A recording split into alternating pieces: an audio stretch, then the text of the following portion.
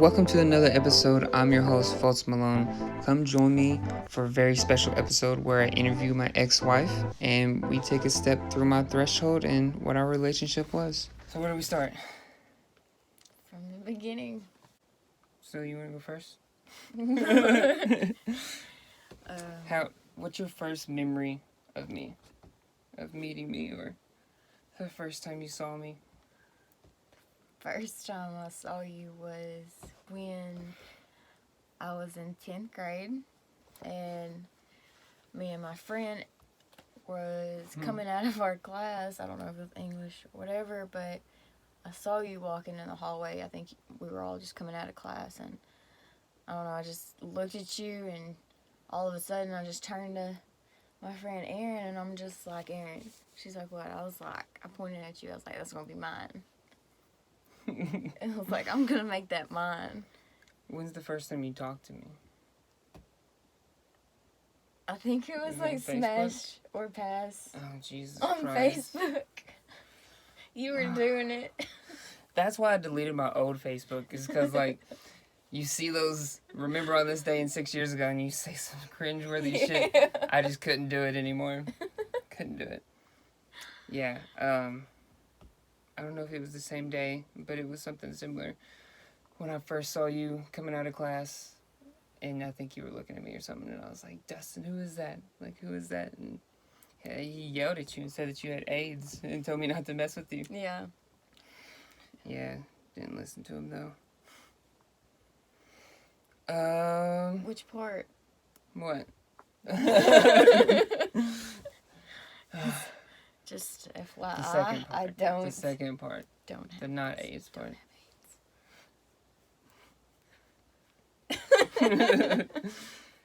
Okay, so you were dating the guy across the street when you first started hollering at me in my DMs. I did, because I asked for your number. I think. Scandalous. Yeah, because It's you take fine. pride in that.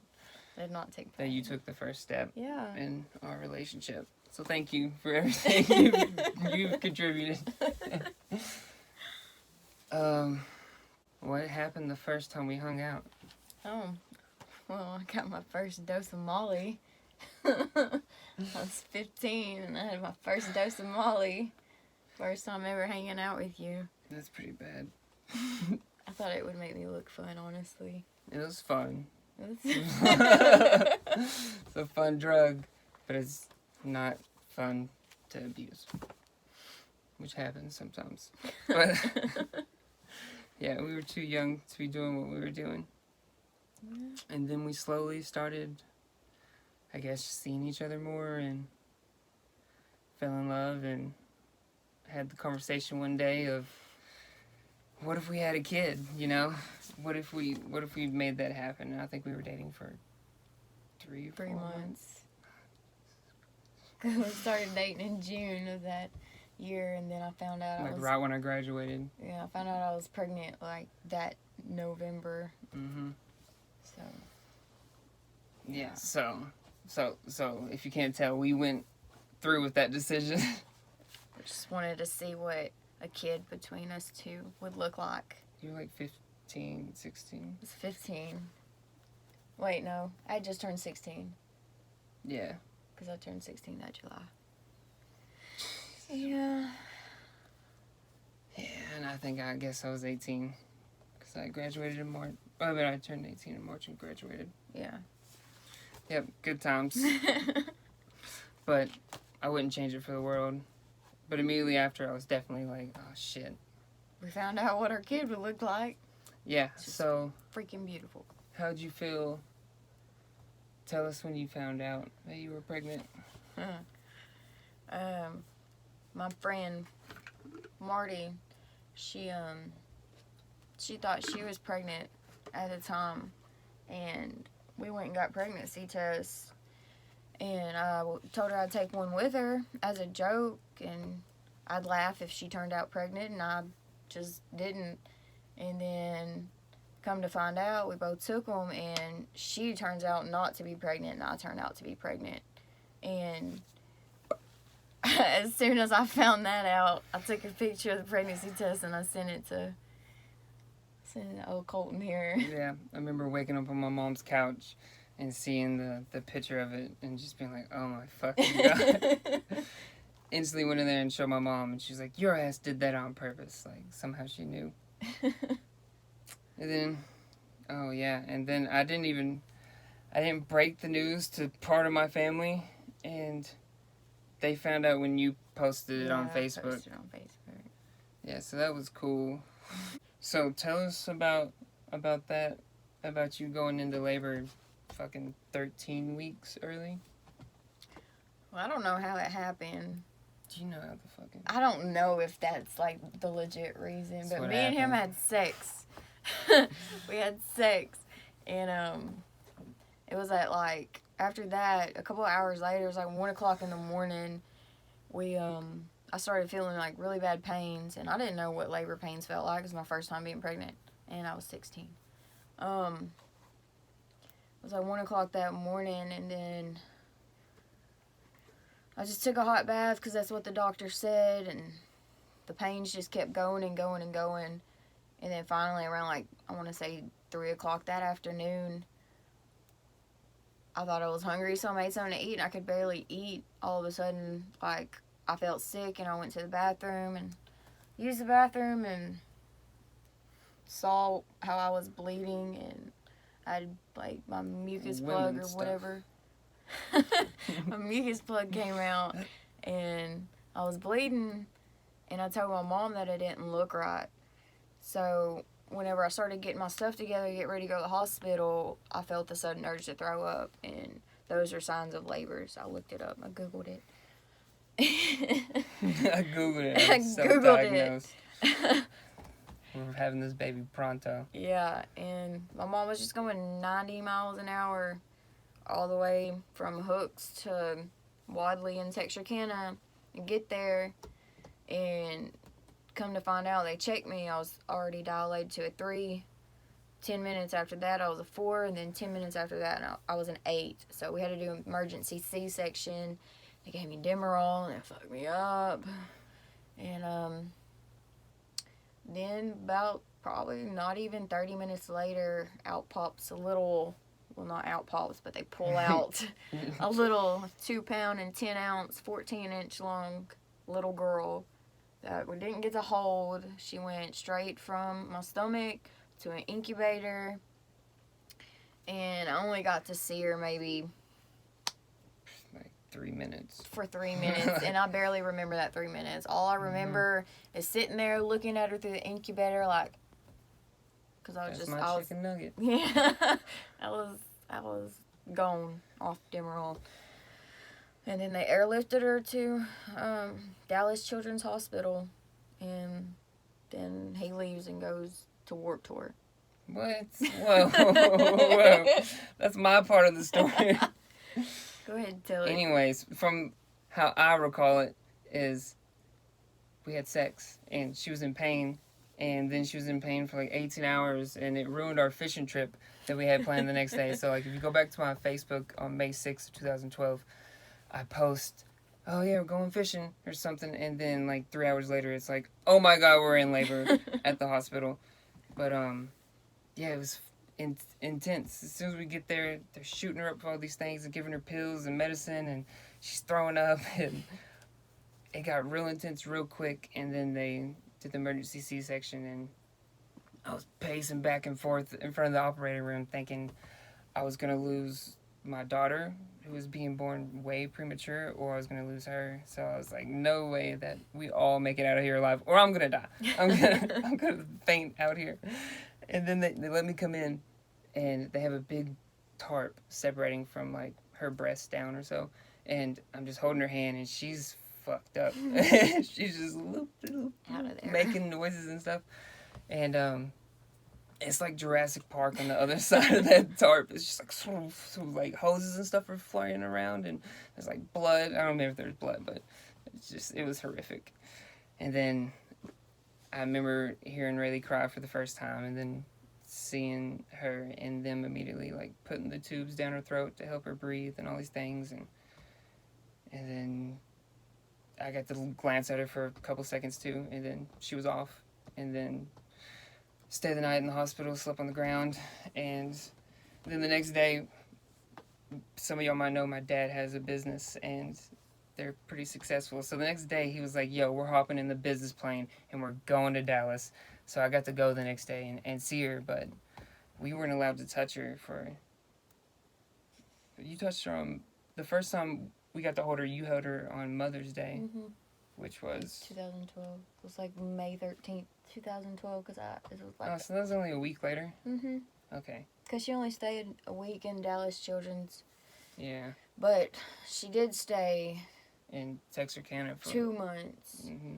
She was born May 6th, and she got out the hospital July 4th, 2012. July 4th. Independence Day. Yep. Day after Warped Tour. She was like this big.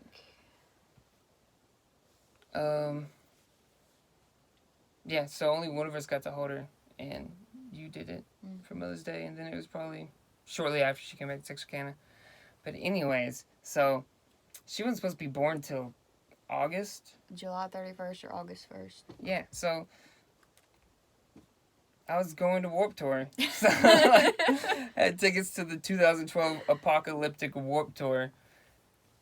And, I mean, so she was in the hospital for 2 months, and we were staying at the hospital preparing to take her home, and it was like Warped Tour is on the 3rd of July, and then she comes home on the 4th of July. I'm sorry, babe, but I've been here this whole time. I'm going to Warped Tour. It's fine. It's fine. So I went to Warped Tour, and I came back with a Taking Back Sunday onesie for her. Had a great time. But she had to grow into. Yeah, right.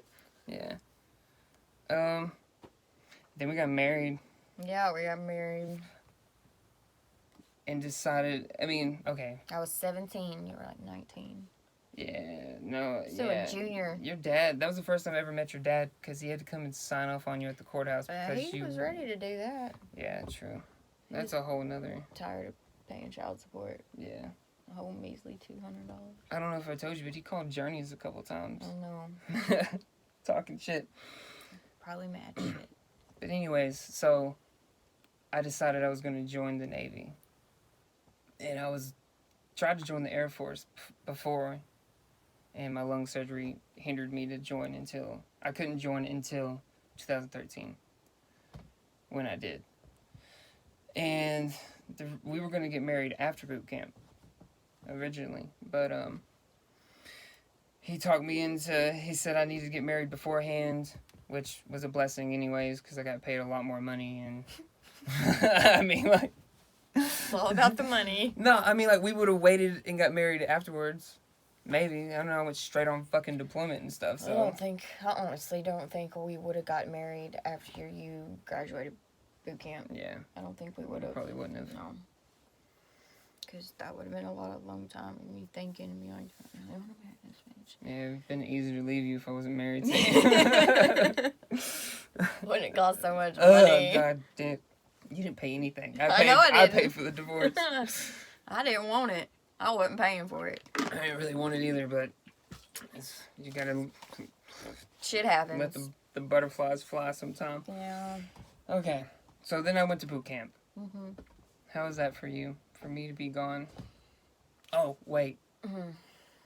The day that I flew out from Shreveport, I was supposed to leave on the 20th of May, 2013, and then something happened, and I ended up having another day that I stayed down there, and then y'all got to come and see me fly off, and Rayleigh was a year and a couple weeks old,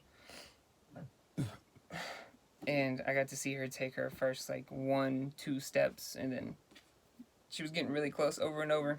And I remember just walking away, just in tears, just that's the last time I'm going to see my family for a long time. That was tough. And then it was straight to boot camp. So getting on that fucking bus and welcome to hell.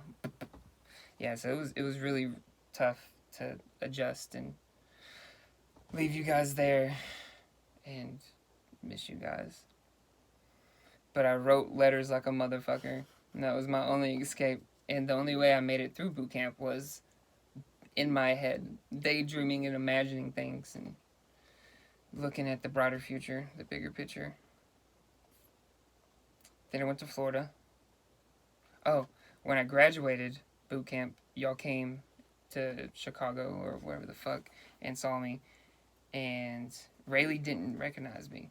Yeah. She didn't want to run up to me. Or she was running by then. You know, I saw her take 2 steps and then now she's like walking and running. And she didn't want anything to do with me. Which turned into a trend from me being out to sea and back and forth so many times. It's cool. I mean, you went off to boot camp. It was rough for me because, like, we literally spent, like, 2 years. I lived with you. 3 weeks after us dating. Moved in 3 weeks after us dating. Forgot to tell you Was it 3 that weeks? part. It was 3 It was weeks. 21 days. Sounds better. Whatever. Float your boat. But we were together from then for like up to like a year and a half or 2 years. Like we did everything together. We really didn't do anything but party. That was our whole relationship. We were like a party couple. Yeah, sir. Yeah. We were. Yeah. We went to parties all the time. Yeah. But we spent like every day together. And the only time we ever spent days apart was like 3 days apart when you went camping with Nathan that one time. We went camping. In Spring Lake. I don't know, somewhere. He's trying to get me to go camp the other day, so. But that was a rough time being apart from him for like 2 months. And the first time he called, I cried my freaking eyes out. Yeah. It's like, oh my God. Those phone calls were everything in boot camp. Oh, Jesus. Even on my end. They were everything on my end because like, I got to talk to you and shit. Yeah. Those letters were great. I remember like the first letter I got from you. I think it might have had like lipstick on it, but it had like perfume sprayed on it. Yeah, it and like did. I was crying, just like sniffing it before I even opened it. And this guy was like, "Don't start crying yet. We just got here." It was I rough. still got all those letters in fucking they're right there on the other side of that box. So then I was in Pensacola, Florida. Came and visited a couple times. I think that's when we... Yeah, right? Yeah. I thought about that, but we skipped that part. Yeah, we did. It's alright. It's fine. So, boot camp, schooling in Florida, and then now we're in Norfolk, Virginia, and it's 2014. Did we spend that Christmas there? We came home. Yeah. I don't fucking remember. Something like that. No, we didn't spend Christmas there. We came home for Christmas. Because Yeah. I'm pretty sure that that's what the videos we have was like bug opening those presents Yeah, and stuff. because we started to break the lease Yeah. because I was going on deployment in March. Mhm. And we moved you back during Christmas. Mhm. Yeah. How was life when we moved to Virginia? Me, you, and Rayleigh, and I first checked into the boat. I hated it. Why would you hate it? Because you were gone like 3 weeks out of every month. 2 or 3 weeks. What? Yeah.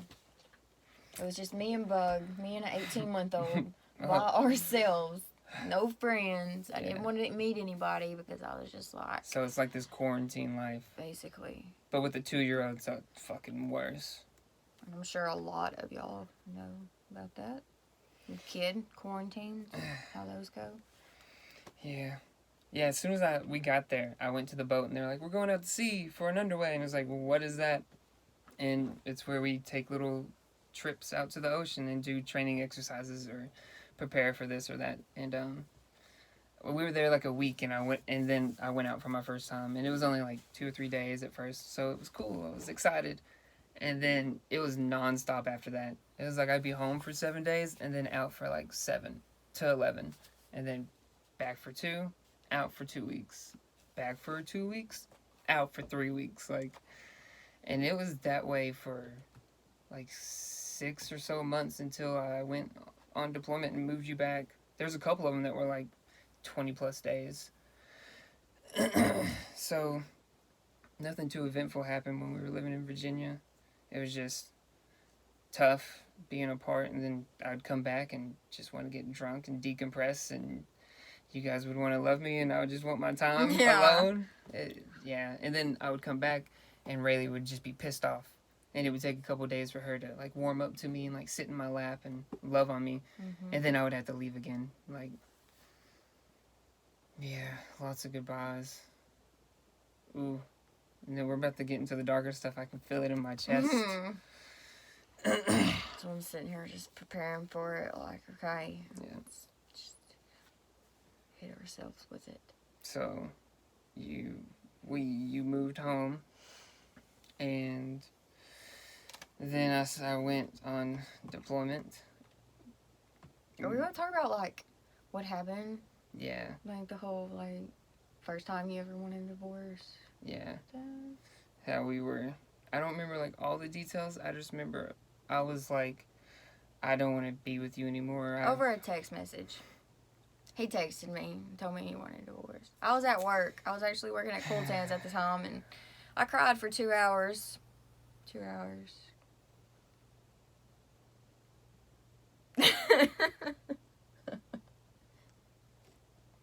It's fine. Yeah. Well, to be honest, I got drunk, really, really drunk, and we were fighting, and I slept with somebody. And that's when I was like, well, if I could do that, then fuck this shit. And our relationship was tough the whole time, and then deployment and everything else, too. It was just... By then, I'd been in for a year and a half or so. Well, a week after that, I was, like, still pissed off and stuff, and I got drunk one weekend with friends, and I cheated on him. I slept with somebody. It wasn't worth it, but I did. See what happens. Shit happens. Life happens. So, deployment sucked ass. I'm definitely going to make a video about my military experience. We weren't really together at first, and immediately after I went out, I immediately regretted it. It was just so sad and upset at what I had done. And I remember I tried to, like, apologize multiple times while I was deployed, and nothing was going through. What were you doing while I was serving the greatest country in the world? I didn't mean... I was, like, ironically, like, we're not the best. I mean, we weren't together, so when you were doing your thing, and I was just like, I'm just gonna do my things. Yeah, absolutely. We weren't together. I did some things. I did too. I did too. I did some things. So, deployment's going on, and then we pull into Singapore, and then Hawaii, and then California. When I pull into Singapore, that's when you message me and you're like, I wanna work things out. I wanna be together. You did that? Yes. Okay. Because I remember, like, I didn't sleep with anybody besides that original girl that I slept with the whole deployment, and then I finally was like, all right, I'm gonna do this. I'm ready.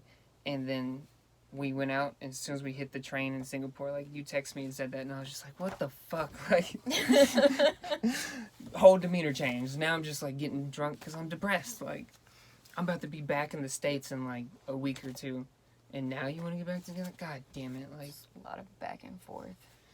Yeah, and then I pulled in to San Diego, and you were there with Rayleigh. Yeah. Before that, had you ever smoked meth? No. No. So it started after this? It started, yeah. When you went back? The beginning. So this is November of 2017? The beginning of... Oh, whoa.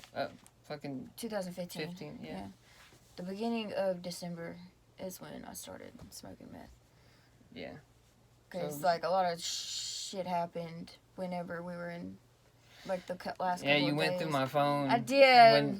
When we were doing our own things on deployment, come back from deployment, I want to be with you, and I want to go through your phone. It wasn't that I I get it. went through your phone. I mean, that I wasn't get the it. reason why I was mad. It was who I saw. I know. Because you kept telling me, "Who's your best friend? Who's best?" Can't have friends. Can't have best friends. I might as well just be gay. He ruined that. He ruined it. If I don't fall in love with them, they fall in love with me. So, Whatever. social distancing for all my best friends that are females. For life. Yeah, so California. Yeah. Yeah. And you went back, and then that's when you told me that you went through my phone and all this other shit. And then, from what I understand, like, you disappeared for like a week, or like nobody could find you, or I didn't hear from you. Probably because when the first time I ever tried meth, I was hooked. That shit took me. It took me because I did it because of emotional reasons. Like, I was never good at like coping with my emotions or wanting to deal with it, just trying to run away from my problems. And there was a lot of shit that, you know, has went down like between me and him that I didn't want to cope with and stuff. And Yeah. you know, meth numbed my emotions. It numbed me, and I enjoyed it. That's the whole reason why I enjoyed it so much, is because it made me numb, and I enjoyed being numb. So that's why I disappeared for like a week, because I was doing it. Yeah. Happens, I guess. I mean, like, that could be with any addiction. People could smoke weed to escape their problems and run around in circles. People could fucking watch Netflix all day, every day, or play fucking Xbox, or drink bottles of Jameson by the handle. Glad I never got that Jameson tattoo on the inside of my lip. Now I don't like drinking alcohol. Okay, so post-deployment, you go back, and you're doing your own thing, I'm doing my own thing, depressed, we're both using substances and getting fucked up. And actually, this is when I started to use cannabis here and there in the service, because we were in San Diego. Like, it was not legal at the time. I don't know, but anyways, I can get into that story on my other one. But that's important for another piece coming up. So slowly, people started to like give me hints that you were like fucking up, and like I knew you were doing whatever, but like I didn't know you were smoking meth. Yeah. And I know like my mom and my brother would kind of like beat around the bush, and nobody would give me a straight answer. And I think one of your friends reached out to me and said some alarming things. Then I told my mom, or I called her and begged her to tell me the fucking truth for once or something. And I think that's when she told me. And I was just floored, just like to know that I lost you to meth, or you'd started smoking it, when I've dealt with my mom doing it for years. And then you were doing it with my mom, like, oh, I was all kinds of fucked up. Tell you. I was all kinds of fucked up about it. She might have told you the truth, but she didn't tell you the whole truth. Yeah, she didn't. Nobody wanted to tell me the fucking truth. But I knew. I remember whenever you drug tested me that one time, and you were like telling me something about your mom, and I was like, well, did she tell you that I was the one doing it with her, or she was the one I was doing it with, or whatever? So, tell us the first time you smoked meth. Oh, God. Who were you with? I was with Peyton. This dude, Peyton. I don't know how it came about.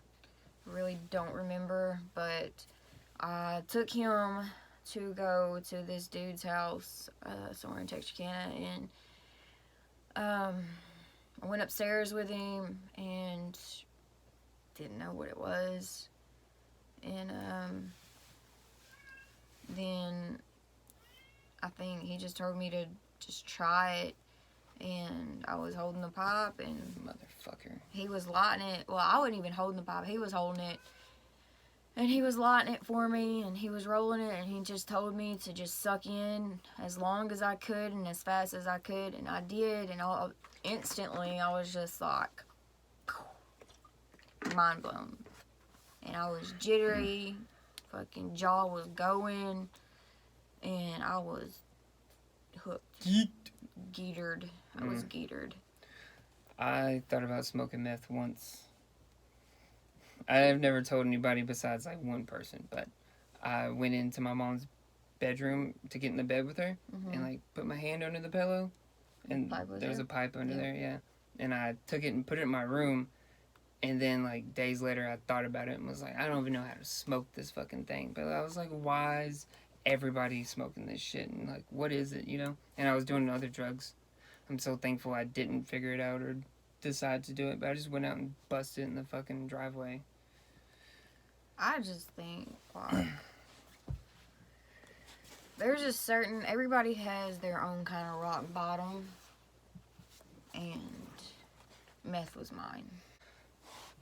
I remember spending Christmas in California, armed up with the M16, and just being super fucking depressed. And then I came home a couple days later, and you had destroyed the vehicle that we owned together. This thing, the heat didn't work, and it's like January, and I didn't know the heat didn't work. The keys were stuck in the ignition, and you couldn't get them out. And then there was fucking stains over the ceiling, and you had a wreck or something, so you'd hit it a couple times. There were stains on the ceiling because of Rayleigh. Whatever, bro. She just freaking coke. She shook up a coke and it went everywhere on the ceiling. Cigarette ashes and just it was like a crackhead had been living in my car. It wasn't a van then. Well, there was one. Yeah, well. Traded it in for a fucking Mustang. It's fun. It's cool. So I remember the first time I saw you after you had started using meth, and I was getting Rayleigh, and I was in your mom's trailer or something, and I saw you pulling up the road with Jay, and I saw you get out, and I was just like, fuck, like, I need to go confront her before I take Rayleigh out there. And I remember you just looked like a zombie, like, so skinny and just like my mom, and you could see the disease had like taken over you, and you were fucked up and just like. I just got done taking like two or three bars that night, and I was still feeling them. Yeah, this was like midday. Yeah, I was still feeling them. It's like 12 or 3 in the afternoon. I'm a tiny person. And she's just begging for help, pretty much. I don't remember. Yeah, and I think I'd leave with Rayleigh, and we ended up spending a lot of time together those couple weeks that I was home. Or I was trying to, like, watch over you, and you were running the street. I would wake up, and you would be gone in my car. And you're like, I just ran to the store, or I'm hitting the back roads. I'm like, bitch, the AC don't work. The heater don't work. And it's January. Like, no, the fuck you're not. Like, but I didn't know anything. I didn't know what you were doing until after I left. What? The first time you tried to commit suicide? It's my only time. Okay. It was, all of your meth use was just like one big, long, prolonged suicide. Pretty much. That's it. Same thing with my alcoholism. I was just trying to kill myself. Anyways, so, tell us about the first time, or the only time. The first time you slit your wrist. If you can remember I don't any of remember much of it. He remembers most of it. The only thing I remember is that he, I guess, like, what he said, like, really upset me. I also had taken a Xanax, and I was on meth, and those are not good. Those are not good, combinations. Now you Makes know. you fucking crazy. But, well, it did me. But I had taken a bar, and I probably had just got done smoking not too long before that. He had said something to me, and I guess it hurt my feelings, because my feelings get hurt really bad on fucking Xanax. So I go in the bathroom. Apparently I said I was going to go take a bath. I go in the bathroom, and I lock the door, and I'm just, like, depressed as fuck, sad as fuck, I don't know, and just kill yourself just pops into my mind, basically. And then I get a razor out of the bathroom cabinet, and I break the razor apart, a little plastic razor. I just break it apart, and I get the razors out of it, and I just take one blade. And then I'm running bath water, I get in the bathtub, and then I just look at my wrist, and I just start slicing. I slice this way, and I slice this way, and I still, you can't see it on camera, but I still got scars, and got tattoos to cover up my scars. You got scars on the other arm? I got a bunch of them. You see all those little lines and stuff? They go all the way up to here. And, closed. And, I just start cutting. I just start slicing. And there's blood everywhere. And I guess he comes back in. He starts banging on the door and stuff. And I get up and I unlock the door, but I get right back in the bathtub. And then he comes in, he sees blood everywhere, and I think the only thing that really snapped me out of it was a picture of Rayleigh flashed into my head, and I just snap out of it. I'm like, what the fuck am I doing? So I open the door for him, get back in the tub, and then, I don't know, I just snap back into it, and he's trying to clean my wrist and stuff up. And I'm just sitting here trying to scoot his hand off my arm, trying to make the blood come out faster. And I'm just screaming at him, telling him, let me die, let me die. And I guess somebody calls the ambulance, and then I go to the hospital and put on suicide watch for a little bit, and they sewed up or glued my wrist back together, and then, Yeah. So, I remember you had went and gotten a couple tattoos. And I know that you had some Xanax and you were on some, and we got in an argument or something, and you went to go take a bath, and I went outside and smoked, and by the time I came back in, and you'd let me into the door, you were laying in the bathtub, and the water's red too, so there's just like blood and water everywhere, and like some of those cuts on your arms were like as thick as my pinky, and they were just fucking huge, and I remember just seeing it and just like instantly just been like, what the fuck, like, what am I gonna do? I start wrestling with you. I get the razor out of your hand, throw it across the room, and I turn around and you're like digging in these fucking wounds and these gashes and like clawing at them and just like, let me fucking die, like, let me die, I'm so tired of this, like, let me kill myself. And I'm begging you to stop. And I'm fucking wrestling with you, and I can't get you to, like, cooperate at all. And I got a rag so I can stop the bleeding. And I actually have to end up, like, elbowing your face into the bottom of the tub. And I'm just like, motherfucker. Like, no, you're done. Like, I don't remember. And by this time, I think Andrew or somebody was there. But I texted Andrew or Mom and told him to call the cops and what was happening. I was like, call the cops now. Kelsi tried to kill herself. I'm dealing with this. Maybe I did like, hey Siri. Hey Siri. Call motherfucking cop. Tell Mama, call cops. And so eventually you calmed down a little bit, and I got it, like, pressure on it, and then I eventually gauze it up and bandage it, and you're just like crying in the tub, saying how tired you are and how you just want to die, and how I don't know what it's like to deal with the addiction like you, and I should have just let me die. Everybody would be better without me, which are all, I took a suicide prevention skills assistant course or something in the Navy, and those are all signs. Like, people, they were like, somebody who wants to kill themselves might say, I'm so tired. And like, anytime anybody said that they were tired after that, I thought of you in that tub trying to kill yourself.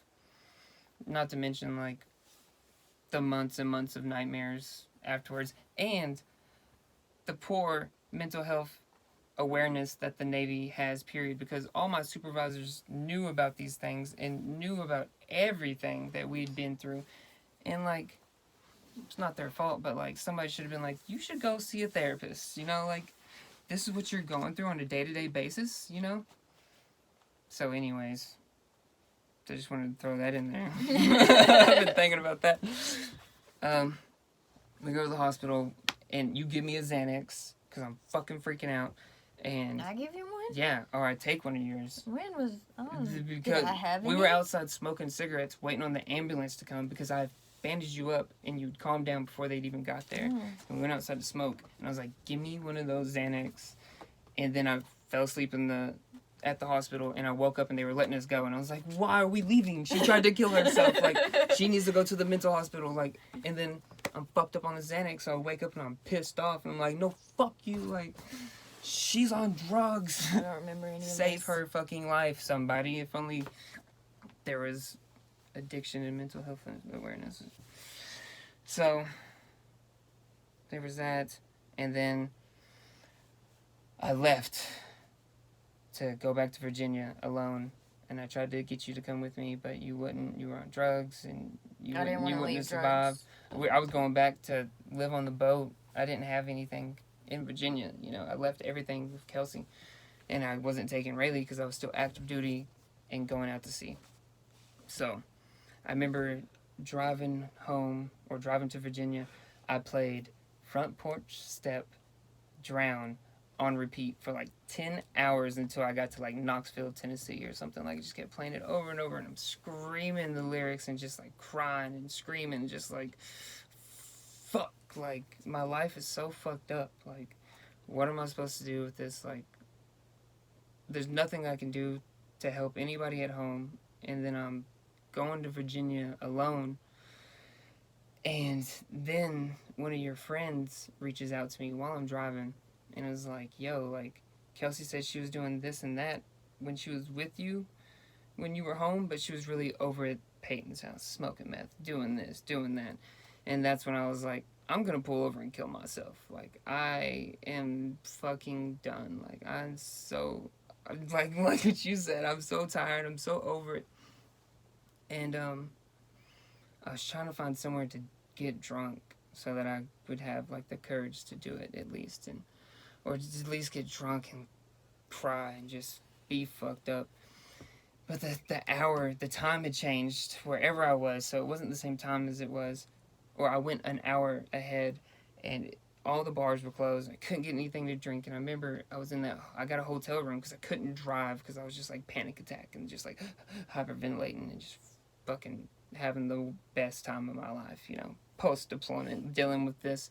Not to mention, like, coming home from deployment, I was fucking having panic attacks every day because I felt like I needed to be serving my country or be out on the water. Like, I needed to be in that fucking threat mode all the time. It was hard. Anyways, so I drive back, and I'm in this hotel room, and I put the gun to my head a few times and just, like, contemplate doing it. But ultimately, like, Rayleigh's the only thing that's kept me alive and pushed me to make it through any of these tough situations, because she doesn't have you, or she didn't have you at any of these times, so I had to be extra strong for the two of us. And then, like, your mom can't raise her alone, and then my mom's on drugs, and, like, Rayleigh doesn't have anybody. So I go back to Virginia alone, super depressed, super sad. You're doing drugs, doing your thing. The Peyton guy that you were doing drugs with starts to threaten me. You like busted out like his truck window, and like he said that you did some busted out a window, and I don't know. He said that if I didn't send him all this money, that he was gonna take these pictures and videos of her doing these drugs to the CPS and call the cops and get Rayleigh taken away from both of us. And I was like, fuck you, dude. Like, I'm the man in my life. I run this shit. But low-key, I was scared. I was like, that could happen. Like, all you gotta do is call CPS, and they look for Kelsi, fucked. And then what's the husband doing? He's serving the military. Where's the kid go? You know? So I didn't know any of this. Oh, this dude was tormenting me, dude. Like, he would call me, and like, you would be in the background, and he would just like fuck with me. And I remember I was in security at this time, so I was just like arming up with the rifle. I was getting drunk all night, waking up maybe an hour or two of sleep, putting a fucking rifle on, and just like standing on watch all day, just like thinking about it and thinking about it. I mean, the only time, like, because like I did want to like leave and get away from him and stuff, but he would threaten me of, like, telling you and shit what I've been doing, and, like, CPS, he threatened me with CPS too, and so I didn't leave because I didn't want any of that to happen, so I just stayed there and did drugs and shit. So, Yeah. fucking. I had some random person call me. You went into some kind of store and said that he had been kidnapping you. Somebody called me and was like, Oh, hell yeah. is this your wife? She said some guy's been beating her and had her captured, and I was like, yeah, I guess that's my wife. That's her. Cool. I felt like I was being held hostage because I was being threatened to stay. Yeah, fuck that guy. And he did. I hear he's sober now, so, He is sober. bless your soul. Yeah. So, I get a power of attorney, give it to my aunt, so that she can get temporary custody of my daughter and move her to, like, Foreman, Arkansas, middle of nowhere, so that she's protected and not around all this stuff. At least so I can put a plan into place so that I can get her or something. Cool. So then some time passes and you move back to Virginia with me. I think it's like a month or so later, month and a half or so. And you fly back and you move to Virginia. And I remember, like, kind of wanting it to work out, but ultimately, like, not wanting it to work out because all I could think about was everything that had occurred in the last, like, few months. Yeah, it was, no, I wasn't ready, and I just resented you, and I hated my mom and everybody else at the time because everybody was hiding things from me and lying to me, and it was not a good time. We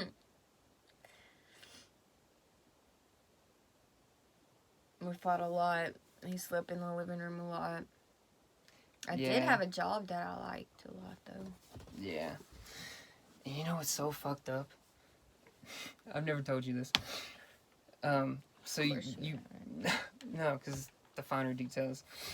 You worked at Buffalo Wild Wings, and that night that I went out, before you flew out, and I went out with Eden, we went to eat at Buffalo Wild Wings, like in the mall or something, and our waitress's name was Kelsi. Swear to God, spelled just like your name. She was mixed, though. And I was just like... Out of all places?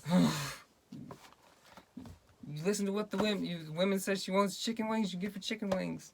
You know this. She can choke on a chicken bone. She can. Still okay. to I this forgive day. her. It's cool. Okay, well... It's fine. Anyways, it's so like 4 years I ago. had developed a friendship with this girl. Best friends. Best friendship. Who I'm going to do a Skype interview with or something with as well. And have her on the show. But I mean, it's going to be just the crazy bad shit. So, she played a good part.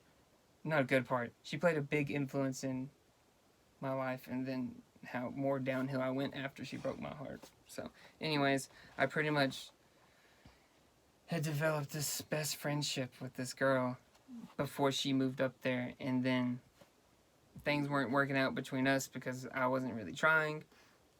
This girl was engaged to another guy, and then one day she was like, yo, I'm leaving him, I have feelings for you. And I'm like, oh shit, like, what am I doing trying to pick the pieces up between the two of us, you know? And I think we got into a fight.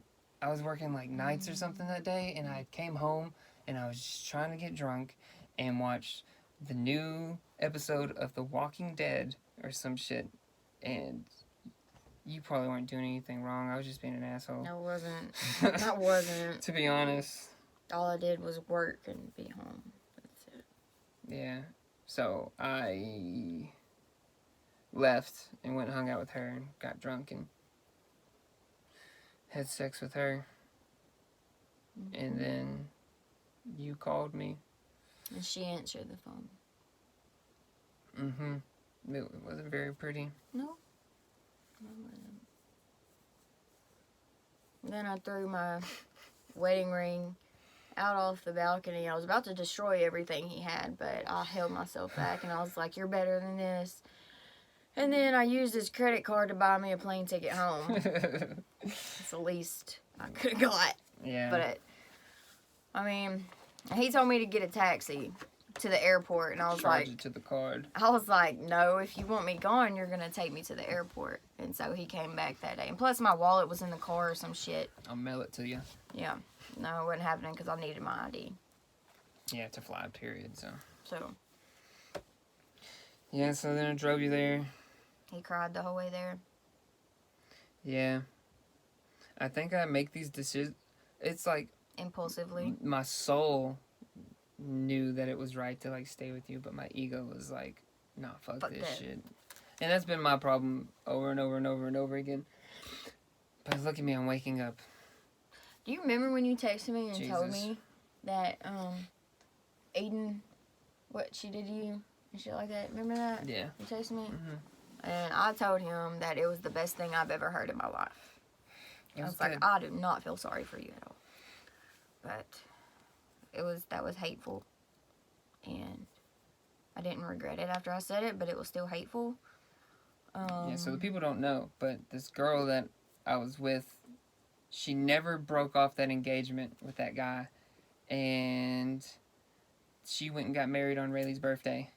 Out of all the days. And I knew that from being her friend. I knew it was going to be that weekend. And then she was like, I'm going to West Virginia to see my parents. And the whole weekend, I was just drunk, sleeping on the floor, just like, I know she's probably getting married. But that's another video, another time, because I got a lot of good stories that start with K-Dog. So, you leave Virginia. I go back to Texas with really same kind of state of mind I was in before I left Virginia. I mean, before I went to Virginia the first time. And I went right back to that state of mind because I was like I was near the drug again. I was, I knew people. I didn't have to buy it. I knew people that smoked it and that would smoke with me. And I just, like I said, I didn't want to feel pain. And that's what I felt at the time, a whole bunch of it. And I was just like, well, fuck it. Just fuck it. And I went back to doing meth. So, you were doing meth. I was in Virginia. I was still going out to sea every couple weeks, back and forth. Same routine as before. And things started... No, they didn't slow down until they ended with us going underway. But towards the end of 2016, I got word that you had moved to Houston to be a stripper. Yeah. And no. Or whatever else you were doing. No. I just moved up there. Stripping. No. I just went. Where'd you strip at? Dallas. Same Dallas. Not the Houston, same. Atlanta, Vegas, like Drake says. Anyways, so she moves, leaves Rayleigh in Texarkana, Hooks with your mom, and I get word of this. I see this as my opportunity to go and get Rayleigh. So I talked to some lawyers, and we're still married, so I have every right to have my daughter, and she's abandoned her and doesn't even live in the same city. So I plan to drive down there and back in like a 2 or 3 day span. And I remember I was like, I had worked everything out with the Navy, and they were hooking me up, and I was like 4 hours out, and I finally told somebody that I was coming in because I wanted to like know exactly where Rayleigh was so I could swoop in and make everything smooth. And of course nobody could keep their mouth shut, and then quickly you found out, and you were in Houston, which was like 4 or 5 hours away too. So now it's like, who can get there first, bro? Like, they just ruined everything. I got there first. I was driving that Stang. I missed that car. So I come down. We exchanged some words, but ultimately you let me leave with Rayleigh. Because I knew I couldn't get her. I knew that if he took me to court, he got me drug tested, and he had a lot of shit on me. I just opened that laptop today. I have hundreds of screenshots that were for, like, the lawyer. Exactly. That were And all so, kinds of shit.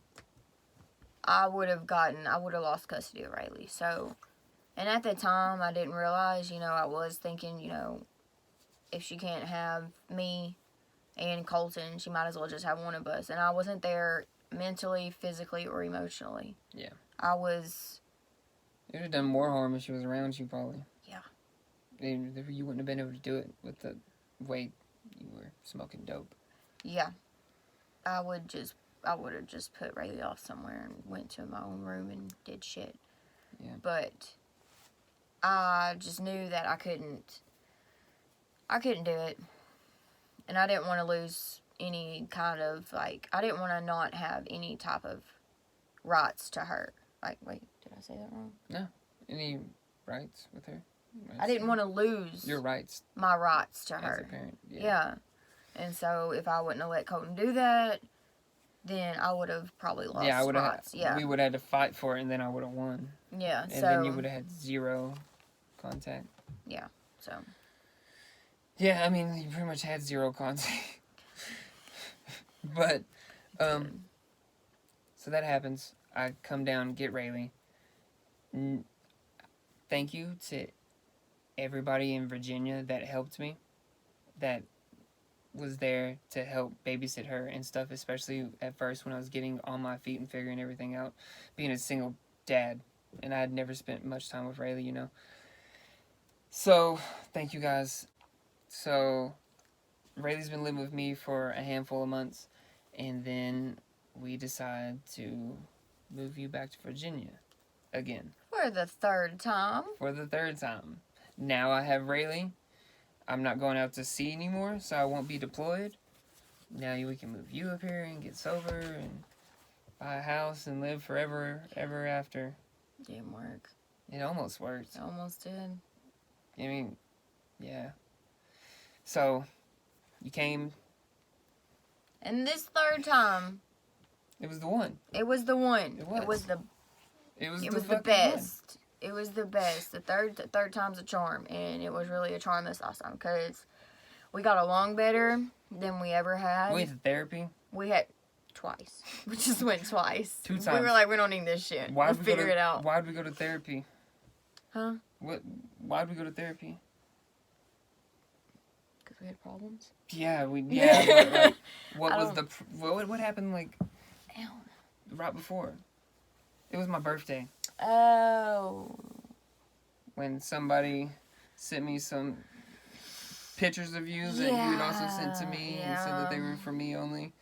And, shit happens. It was my birthday. Up. It was my birthday. And we were drinking, and you were on some Fireball or something, and what? you might have had a few shots. Okay. I don't really. Anyways, we got into it. I threw a beer bottle at his head for the first time ever in my life.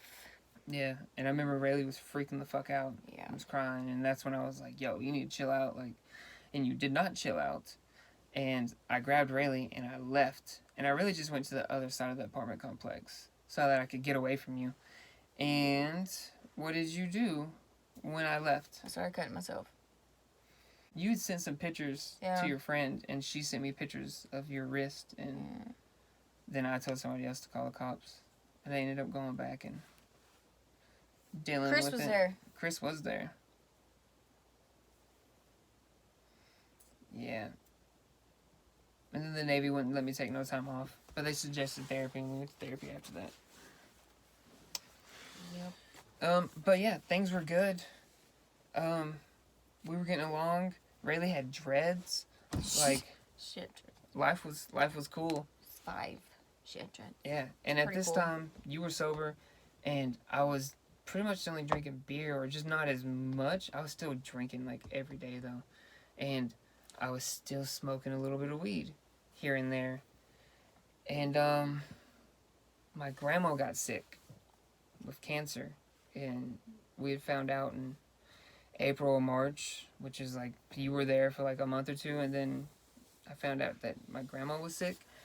And I didn't have enough leave days, paid time off days, to go home and see her alive and then turn around and go home to her funeral too. So I snuck home, which is illegal in the terms of the Navy and stuff. But I snuck home for a 3-day weekend, and I saw my grandma alive for like the last time, and smoked some weed and did a bunch of drugs and got fucked up, and then I came back and got drug tested that not the next day, but it was like midweek or something, because a sailor on our boat got everybody in trouble, and they drug tested 400 of us, and only 5 of us popped. Anyways, I'll fill those details in on that other video I'm gonna make. But so now everything was working out fine, and then I get in trouble, and I remember the day that they called and it was like, you failed your drug tests, or they were like, you need to come in, talk to security, and I was just like, this is it. This is it. And I remember I went and woke you up and you were in the bed with Rayleigh, and I was like, hey, I failed, like, Going on restriction. this is it. This is the end of my career, and they're gonna lock me up for 45 days and take all my money and take all the rank and things that I'd earned over the last like 5 years. I did not deal with that very well, but so then by the end of the week,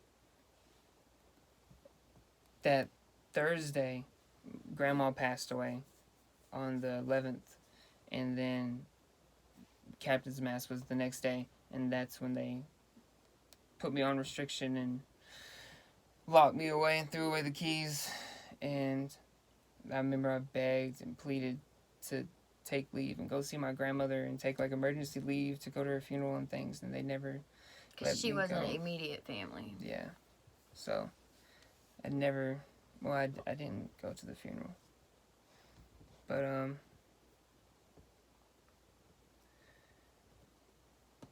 that's when the nightmares and PTSD like really started. That's when life was just like, oh fuck. And I was told that I would be out of the service within like a few months. It wouldn't take very long to process me out, and I would be home with my wife and my daughter. So what did I do? I moved her home, Stupid. packed all of her stuff, Worst mistake ever. moved home. And what'd you do when you got home? God, within like, I swear to God, within a week or so of being back home, smoking dope again.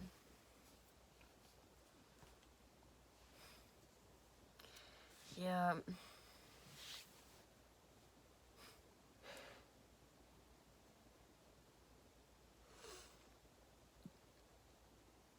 It was right there in my face, and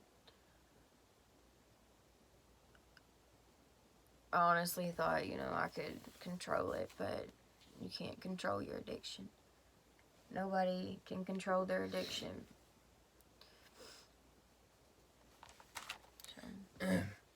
So I was on restriction and I was getting processed out. Maybe I should stop crying first.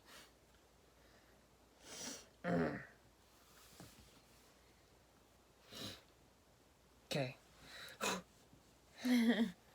So I'm getting kicked out and you're smoking dope, but I don't know you're on drugs yet or that you've relapsed. I start hearing stories and things, and we had one good time in the middle of all of me getting kicked out.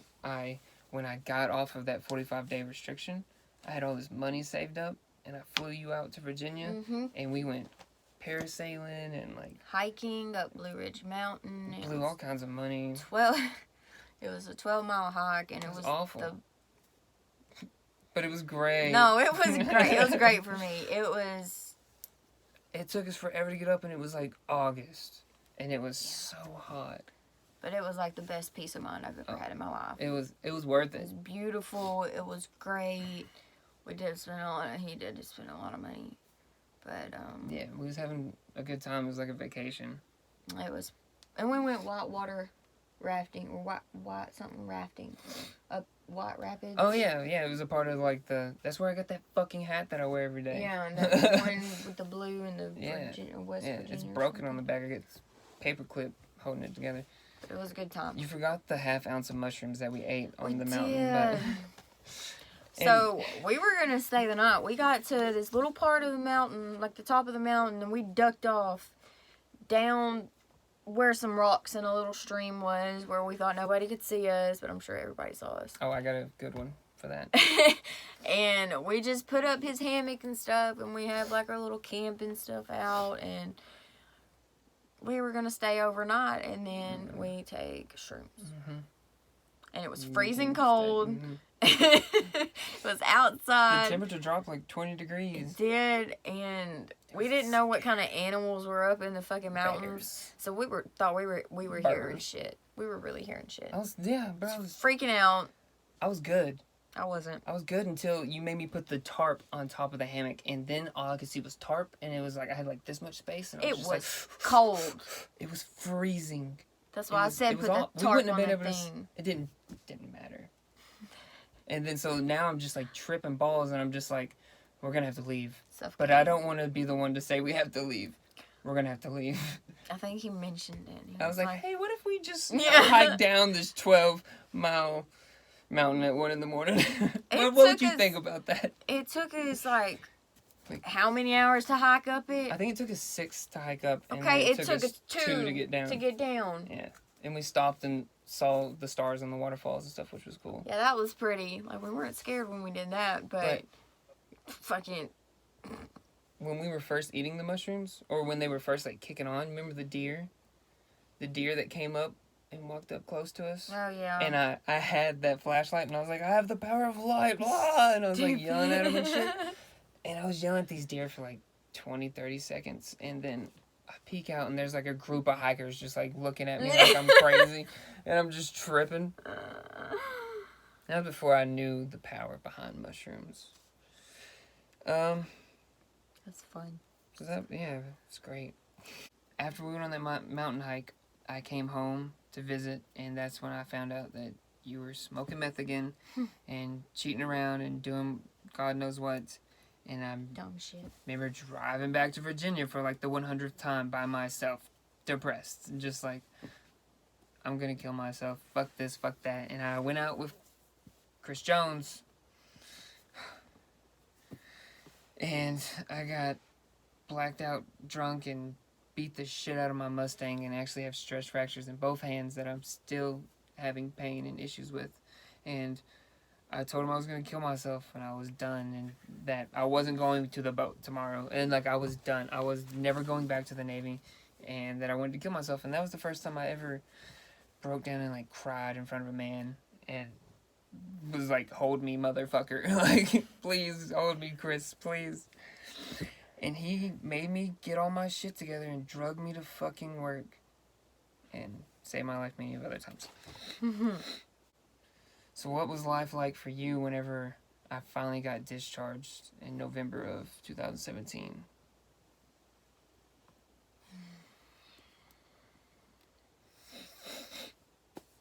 I remember coming home, and I had nowhere to live, so I lived with my mom, and you were staying there because that was the spot. That's where my drugs were.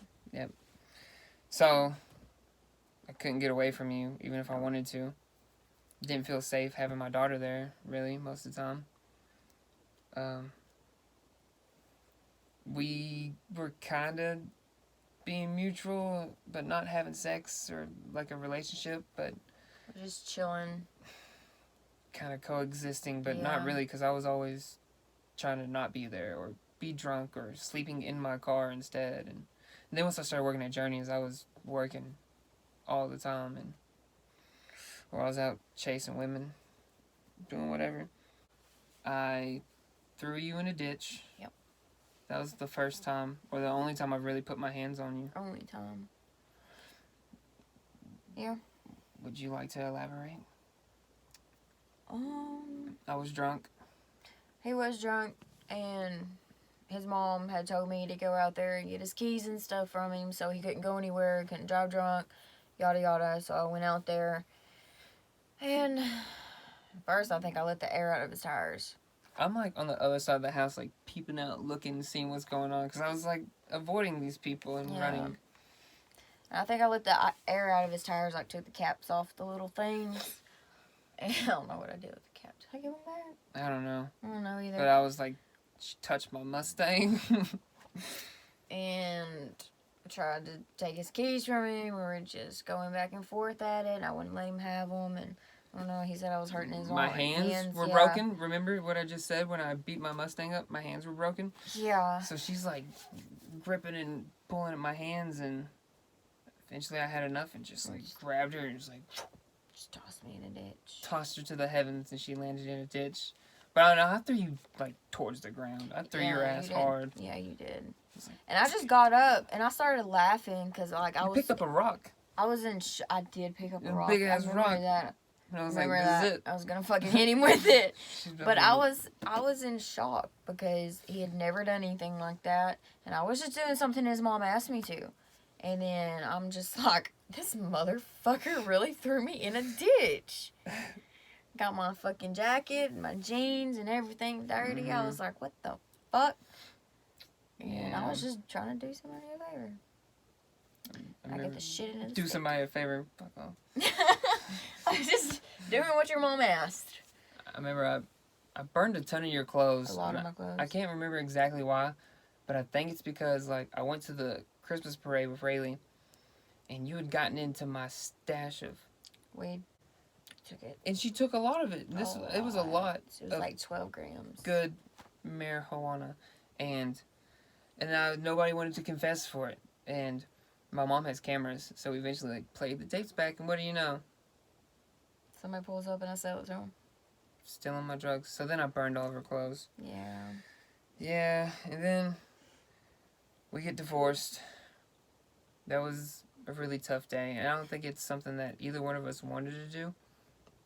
And at this point, I felt like it was necessary because I still love you, and I wanted things to work out, but like, how many times have I tried to like win against meth addiction and lost? Like, I can't fucking beat it, you know, like I have to let you die or let you do your own thing.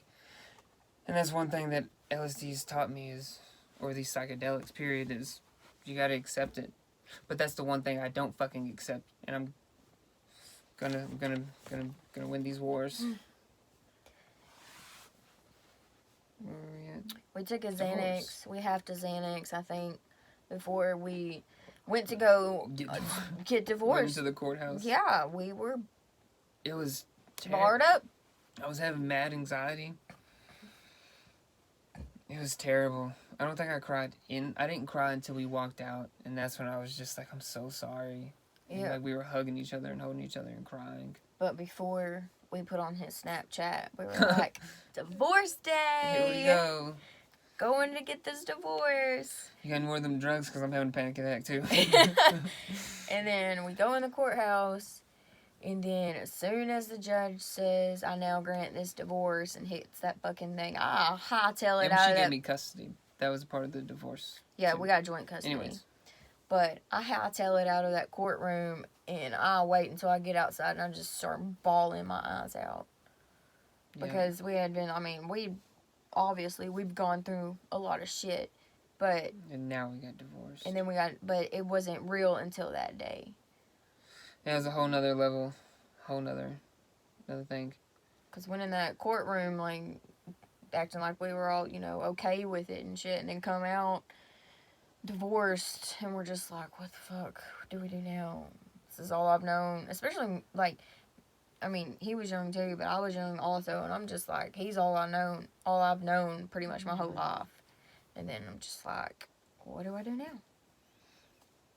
So, let's rewind a little bit, because we forgot to talk about what happened the other time you cut your wrist at my mom's house. So was it the third time that we're on? Yeah, third time. So you cut your wrist again. Cut my wrist again because his mom told me that I needed to get some kind of help, and I couldn't get help unless I was suicidal or I showed signs of suicide or whatever. So she had given me like an Ativan, and you don't mix meth and benzos. It makes you fucking, well, it makes me fucking crazy. And so I did that. I waited for the Ativan to kick in, and I didn't know when it kicked in, and it did. And I went and got the guitar that old Eden got for him. And that guitar's been through some times. And I played arts and crafts with it. I got blue paint while I was eating Cheez-Its, and I smothered it in blue paint. And I took Cheez-Its and crumbled them up and stuck them to the paint. I don't know. Don't ask why. I was with it. I was gonna leave it like that. I was mad. It was my crazy bitch guitar.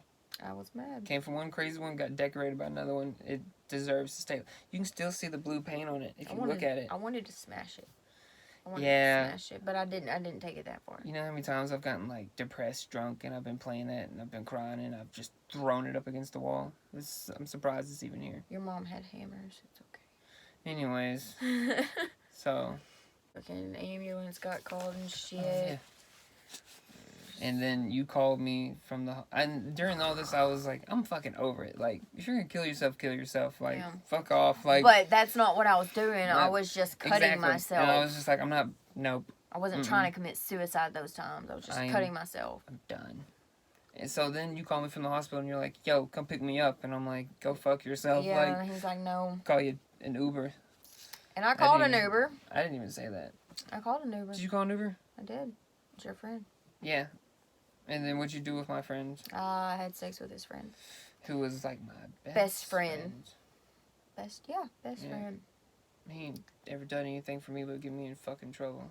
I did it out of spite. He pissed me off. I would have fucked any of your friends. See? Out of spite. See? Or attraction. Bitch! Anyways. No, yeah. I had sex with his friend, and then I ended up getting pregnant by his best friend. Oh! And we had tried to have a kid many a times. Many a fucking times, never could get pregnant, and then the one time I have sex with somebody that's not him, I didn't think I could get pregnant, and then it just fucking happens. I get pregnant by, it had to be that one fucking person. Karma bit my ass pretty fucking hard. She took a big chunk out of it. Yeah. But... Took me 2 years to forgive him. I just saw him like 2 weeks ago, and spoke to him, and gave him a hug, and told him I loved him. Yeah. But I forgave you instantly when you told me in person, because I've been waiting so long to get the truth. And then you told me, and I was just like, thank you. Oh, I don't even care anymore. I just know the truth. Yeah. And no, I don't have the kid. I actually got an abortion. Worst thing to ever fucking go through. I will never do it again, no matter what. But that's something that I learned how to cope with. We'll get to that later on. I end up thinking that I can help you and save you around like Christmas, New Year's of 2018. And I start reaching out and trying to, and then you move in with me, and we half-ass try. You're really going through like withdrawals, and it was fucking terrible. And that's when I started like doing research on like meth addiction and like the power of all these addictions and things, because like I had no idea what I was up against, and like I still like meth is just so powerful. There's nothing that I can fathom that can control or compare or be equal in battle for it. But an addict can manipulate their way through anything. They can lie their way. Well, not really, but they think they can. But they're really, really good at manipulating other people's emotions. And I took advantage of that when he tried to help me. I just saw somebody that wanted best for me, and I just took advantage of it because I didn't have anywhere else to go. I really didn't want to go anywhere else. I really was tired, but my addiction wasn't tired. Yeah. It kept going forever. You were stealing. I was stealing shit out of my house. Yeah. Like my bulletproof vest that I stole from the Navy. Yeah, that. Stole that. But he got it back. Shut up. No, they're not supposed to know that part. I mean, they can know that, but the Navy just doesn't cut it out. know that part. Just cut it out. I'm just going to leave it. No, but I did a lot of bad shit. And I came, and so my car got repossessed. My car got repossessed on New Year's, and so now I'm walking to work, And I ended up leaving work early one day and getting home, and she's got some other dude in my house My ex-boyfriend. that she was smoking dope with and stuff. And Yeah. after that, I kick her out. Before I kick her out, I remember we got into a really big argument, and you locked yourself in the bathroom again. Cut myself again. And I broke the door, actually, getting it down, and you were cutting yourself. I don't think we called the ambulance on that one, though. So now, you're back doing your thing, and I'm doing my thing. Then you get arrested. Would you like to tell us how you got arrested? Okay, the first time I got arrested was back in April 2018. It was possession of controlled substance, which was Xanax. And I had like 3 warrants out because of traffic violations and all that stuff, and got arrested for that. And then I got put on probation, 18 months probation, and then I got arrested a second time for can you guess? Theft. It was at Walmart, and I had been given some receipts from my ex-boyfriend to go get some money for him. Took that receipt in, try to get whatever on the receipt, and try to tag it and take it out. I got stopped at the entrance of Walmart. Security dude asked me if he could talk to me for a few minutes, and I knew what was happening. And just something inside me was like, enough is enough. So I just gave up, and Can't fight this any longer. yeah, I just gave up. And by that time, I couldn't get out. Like, there was no bonding me out or nothing, because I had signed up to go to the women's center before I got arrested the second time. Because I couldn't do, I told my probation officer I couldn't do probation unless I got help. So she recommended the women's center. I signed myself up for it like the beginning of February. Got arrested March 30th of 2019. And went to the women's center April 2015. April 15th, 2019. And then when'd you get out? I got out recently, March 16th of 2020. How long were you gone? I was gone for 11 months. I'm now probably this next week or something will be 13 months sober. I'm 13 months sober. Before, in my addiction, I didn't like working. I liked, obviously, stealing stuff to make money. But now I work 2 jobs. I work every day. I actually like working. I like staying busy because it keeps my cravings at bay, and it keeps me in the right state of mind.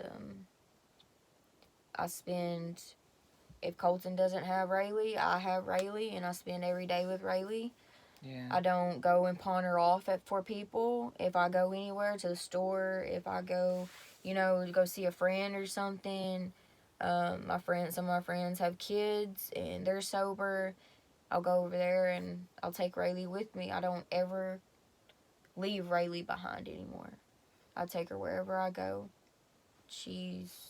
Ever since I've been out, we've been glued to the hip, and I'm just actually trying this go around, and I'm proud of myself. I'm proud of the effort. I'm proud of getting through that wonderfully horrific time at the Women's Center. It has taught me a lot about how to cope with my emotions and coping skills, and retraining my brain and stuff like that. I know it sounds like brainwashing, but it has helped. It's helped me. They're helping you modify and change your behavioral patterns. Exactly. So, cognitive behavioral therapy. And psychedelics. I can't do that yet. I'm still on probation until next year. Yeah. But I'm like a 180 from what I was a year ago, and I couldn't be more thankful. It's really good to have you back.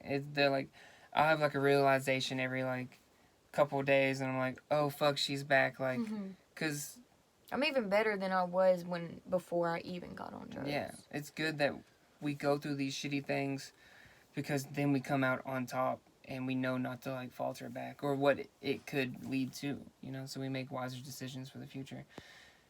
We just had to learn the hard fucking way. Yep, and I had to hit rock bottom. Like, I really hit rock bottom. Well, I think there's like so many rock bottoms. My rock bottom was, mine was bad. Because out of, I think it was 3.5 years I was smoking. I was doing meth. Out of those 3.5 years, the last 2 months I was out, I started using via IV. And that's... And she was shooting up. Yeah, I was shooting up. And that's when everything just really started crashing down for me. I went to county, I was like 80 pounds. Yeah. And now I'm like 130. Healthy. Yeah. Rayleigh's ecstatic to have you home, and so am I. It's good to have you back. It's like you've been reset, you know? And my favorite part so far is the other day when we were like in the hammock and Rayleigh was like hugging both of us. She's like, my mama and my daddy. Yeah. You know? She's so hyped. She hasn't had that in a very long time. Yeah, and not like us both sober. Yeah. You know? Yeah. And like it doesn't matter, like, and now like we have a better relationship than we've ever had. Like we're whether we're like together or friends or whatever, we co-parent really well now because I guess we understand each other a lot more. I'm grateful to have her because the whole time you were like smoking meth, you know how many times like she showed up at my doorstep and just laying there like, I want to die, like I don't want to do this. Like I know she didn't want to smoke meth anymore, you know, and like eventually I stopped beating her up about it and was like, how can I help her? Because she doesn't want to do it either. It's the addiction, you know? Just like I want to quit drinking alcohol, you know, like... I don't know how many times I've cried while sitting there still rolling a bowl and just thinking to myself, why can't I stop doing this? Mm-hmm. And I would cry all the time. I'd sit in front of the mirror and be smoking dope and be crying, like looking at myself like, why are you doing this? This is not what you want to do. You're tired of this. And then I just have my addiction in my ear saying, no, this is who you are. Yeah. This is what you're going to do for the rest of your life because I control you. And that's just what it was. But now I still have cravings. I still, like, you know, remember the feelings of, like, shooting up. And I remember how I felt when I was high. But, like I keep saying over and over, like, I can't afford to lose everything I've gained from getting my life together. Yeah, my sobriety. And I just can't afford to lose anything. Well, I know I'm proud of you. Everybody else is too. I'm glad that they have a center like that and that you were willing enough to sign up for it and go through with it. And yeah, a lot of people, they were successful. They were court-ordered. Yeah, exactly. I swear, I was like the only one that signed myself up to go there, and everybody's like, what the fuck is wrong with you? Why would you sign yourself up to come here? I was like, because I was tired. I was like, I was tired in so many fucking ways. I was just tired. I'm not a strong-willed person. I wasn't a strong-willed person. So I couldn't do it on my own, so I needed help. And yeah, it sucked. It was shit. It was shit. But I'm proud of myself because I got through it. It was tough. We didn't tell the people how we got married. We didn't say all these terrible things. We got married on the front porch of her double wide. We fucking just so pumpkins. You guys, cows walking around in the yard. We got married October 14th. Motherfucking, what the fuck? You still got it on your side? It's in fucking Roman numeral. Yeah. I don't know how to read. October 14th, 2012. Yep. We got married.